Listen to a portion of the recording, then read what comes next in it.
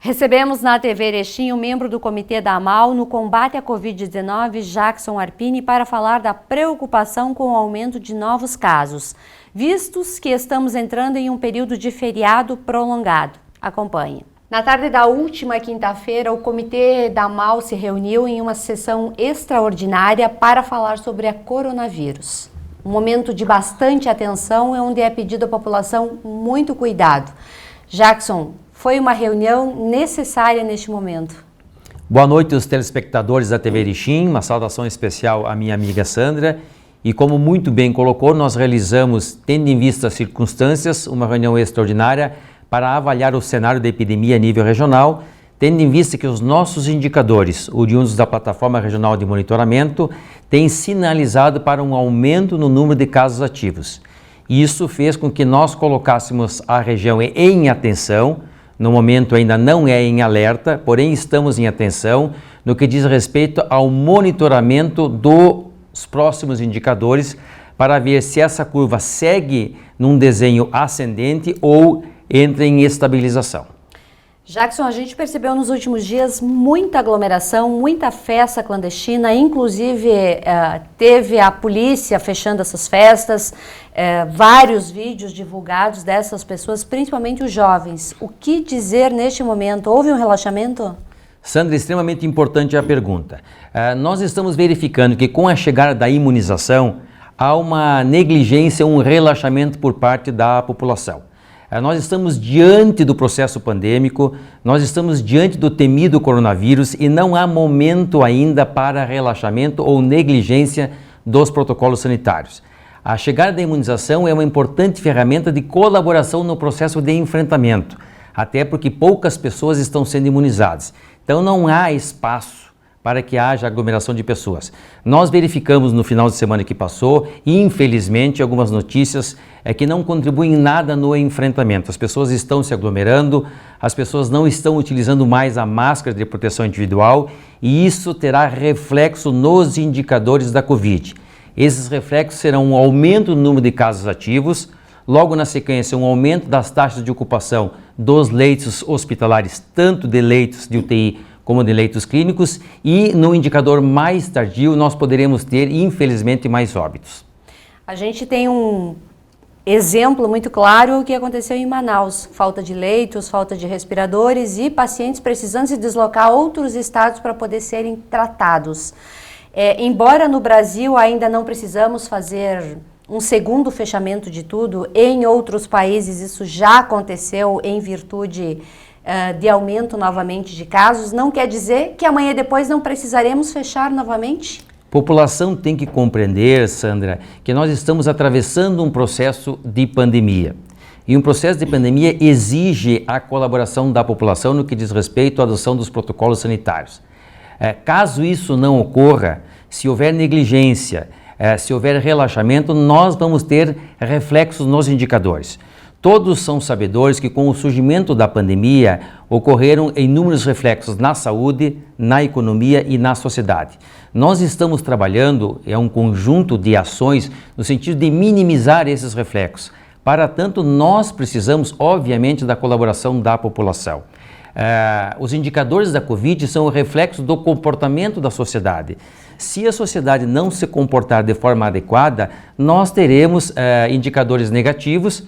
Os indicadores negativos nos levam a medidas mais drásticas, nós teremos que fechar estabelecimentos e isso não contribui em nada com o momento no qual estamos atravessando com a chegada da imunização. O momento é de aliar esforços, imunização e prevenção, para que possamos atravessar esse período mais crítico, mais preocupante no que diz respeito ao processo pandêmico.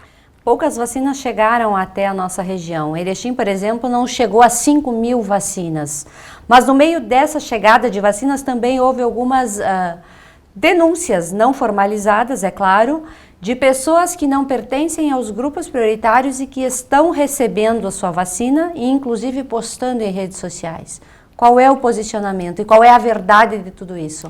O que nós estamos colocando e o que nós estamos orientando todas as secretarias municipais de saúde no que diz respeito ao posicionamento do Comitê Regional de Atenção ao Coronavírus, é que sigam as orientações do Ministério da Saúde e da Secretaria Estadual de Saúde. Nós soubemos que há uma expectativa muito grande por parte da população no sentido de realizar a imunização, porém não há doses suficientes e isso vai ser feito de forma escalonada. Já houve então, já foram elencados grupos prioritários por parte do Ministério e por parte da Secretaria Estadual de Saúde, e o nosso posicionamento oficial por parte do comitê é que se sigam essas orientações para evitar estes entraves. Há órgãos de fiscalização observando todo esse processo. Nós soubemos que tem acontecido alguns episódios negativos no que diz respeito a vacinar pessoas que não estão nos grupos prioritários. Isso vai levar a desdobramentos. Então, a orientação oficial é que se sigam as normativas e as deliberações do Ministério da Saúde e da Secretaria Estadual de Saúde. Jackson, essa semana nós tivemos 4 óbitos em Erechim e 1 óbito em Campinas do Sul. Parece que se tornou uma coisa comum a gente falar hoje de óbitos, pelo menos é o que dá a impressão, porque não se tem mais aquele impacto como se tinha há 1 mês, 2 meses atrás. Estamos entrando num período bastante crítico que inicia hoje, que é o feriado de Carnaval. São 3, 4 dias em que as pessoas vão viajar, vão para festas, enfim, vão aglomerar em outros locais. Esse alerta para que tomem cuidado é importante destacar? Vamos retroceder um pouco no tempo. Nós já estamos acompanhando o processo pandêmico aqui a nível de região desde março de 2020. Então nós já temos uma certa experiência com relação à evolução dos indicadores. Se nós pegarmos há uns 15 dias atrás, nós vamos verificar que as taxas de ocupação dos leitos de UTI estavam entre 60% a 70%. E nós soubemos que quando há uma elevação nas taxas de ocupação, logo num período mais tardio, começam a ocorrer o surgimento de óbitos. E veja que nós tivemos nessa semana, infelizmente, 5 óbitos, que é o reflexo daquela elevação. Nós estamos nesse momento verificando um aumento no número de casos ativos. Dia 1º de fevereiro, nós estávamos com 170 casos ativos na região, ou seja, nos 34 municípios, uma população alvo de 240 mil habitantes. Nós chegamos, segundo o último boletim da última quarta-feira, a 368 casos ativos. Isso significa um aumento de 116% no número de casos ativos. Se isso continuar nessa linha ascendente, nós vamos ter os primeiros reflexos. Quais são os primeiros reflexos? Aumento nas taxas de ocupação dos leitos hospitalares. E qual o segundo reflexo, que é um reflexo mais tardio que ocorre com o tempo? Aumento no número de óbitos. Então fica aqui o chamamento, fica aqui o apelo. Nós estamos entrando num feriado, um feriado longo de 3 a 4 dias, um feriado que muitas pessoas se deslocam para outros locais, muitas pessoas vão até o litoral, muitas pessoas acabam se aglomerando. Então nós temos que entender que não é momento para isso. As pessoas têm que adotar com maior rigor as medidas preconizadas no que diz respeito à utilização da máscara de proteção individual, no distanciamento controlado, evitar a aglomeração de pessoas para que a gente consiga minimizar esses números. Caso contrário, se isso não ocorrer, nós vamos ter reflexos, e os reflexos são esses que já mencionei. Aumento nas taxas de ocupação dos nossos hospitais que possuem alas Covid e mais adiante, infelizmente, o aparecimento, o surgimento de mais óbitos. Semana que vem retornamos às aulas. Tem preocupação nessa volta? Sim, nós realizamos um encontro, uma reunião ampliada com todos os secretários de saúde e com todos os secretários de educação da região. Justamente para avaliar essa questão referente ao retorno das atividades escolares. É toda uma engrenagem que entra em movimentação, não são somente os alunos, são os pais dos alunos no deslocamento, são os serviços de deslocamento, transporte dos escolares, são os professores, são as pessoas que trabalham nas escolas. Para tanto, há uma normativa, há protocolos sanitários que devem ser seguidos com o maior rigor. Então a reunião foi neste sentido de repassar informações, tirar algumas dúvidas dos secretários de saúde e dos secretários de educação. Nós entendemos que neste momento no qual estamos na iminência do retorno das atividades escolares, tem que haver uma interação muito próxima entre saúde e educação e saúde, para que esse retorno ocorra da melhor forma possível. observando com o maior rigor todos os protocolos sanitários para que a gente consiga manter um cenário monitorado com relação aos casos ativos. E falando novamente sobre a questão das vacinas, a nossa região tem área indígena. Por que os indígenas são vacinados na totalidade e a população que está na rua diariamente não é vacinada?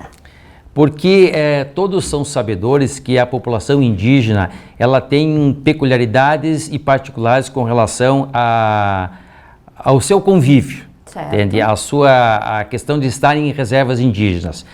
Nós soubemos a dificuldade de enfrentar um surto com essa população, até mesmo por causa dos protocolos sanitários. E aqui na nossa região, nós tivemos problemas praticamente em todas as reservas indígenas. Então, é uma população considerada extremamente vulnerável à contração da epidemia ou da enfermidade da Covid-19. Por essa razão que esta população está sendo vacinada, porque elas convivem em ambientes no qual há muito compartilhamento. É uma população que tem muita dificuldade no que diz respeito à adoção das medidas ou dos protocolos, higienização das mãos, utilização do álcool gel, distanciamento controlado, pelas suas peculiaridades. Por esta razão, há um entendimento tanto do Ministério da Saúde como da Secretaria Estadual de Saúde que este grupo tem que ser vacinado, porque se houver surto nestas reservas, e nós já tivemos essa experiência, é muito difícil o enfrentamento. E nós aqui na região tivemos vários indígenas que, em virtude dessa situação, foram a óbito. Jackson, para a gente finalizar, vamos reforçar o cuidado neste feriado. Eu acho que estamos atravessando um momento extremamente importante com relação à chegada da imunização, em que pese ser os primeiros movimentos do processo da campanha nacional de imunização contra o Covid. Nós precisamos da colaboração da sociedade para aliar duas importantes ferramentas, imunização e prevenção. Nós estamos diante da epidemia, nós não vencemos o coronavírus e nós precisamos da colaboração de todas as pessoas, aliando imunização, que vem chegando e a cada momento ela vai ser ampliada, porque o Ministério vai repassar mais doses. Então nós temos essa ferramenta, nós temos este apoio, mas nós precisamos fazer a nossa parte. E a nossa parte está atrelada à adoção de todas as medidas preconizadas de prevenção. Obrigada, Jackson. Eu agradeço a oportunidade, tendo em vista que estamos adentrando num feriado, fica aqui mais uma vez um chamamento para que todas as pessoas adotem com maior rigor as medidas preconizadas e evitem a aglomeração de pessoas.